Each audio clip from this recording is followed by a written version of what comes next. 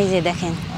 আচ্ছা, বেশ সুন্দরভাবে শেকড় গজিয়েছে। বাইরের চারা মাটিতে আপনার যে বীজ ফেলা হয় তার কিন্তু এতটা চারা থাকে না, ওটা উঠাইতে গেলে কিন্তু আপনার চারার শিকড়গুলো নষ্ট হয়ে যায়, যার কারণে মাটিতে লাগালে চারাগুলো মারা যায়। দর্শক দেখতে পাচ্ছেন আমার হাতে কিন্তু এই যে কোকোপিটের তৈরি একটা চারা, এবং দেখেন কি পরিমাণ শিকড় এখানে গজিয়েছে।